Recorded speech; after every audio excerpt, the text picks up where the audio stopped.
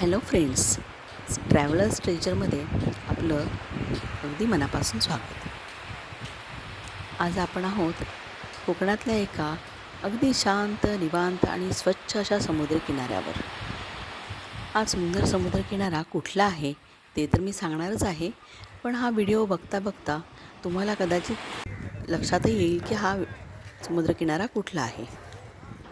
इथे नवीनच एक फूटब्रिज बांधण्यात आलेला आहे, ज्याच्यावरून चालत चालत या सुंदर दृश्याचा आनंद घेत तुम्ही समुद्रकिनाऱ्यावरती पोहोचू शकता.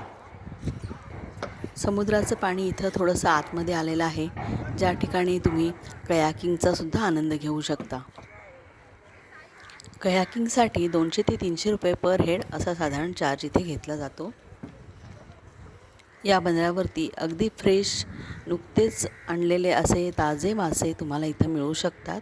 तेही होलसेलच्या भावामध्ये सुद्धा मिळू शकतात.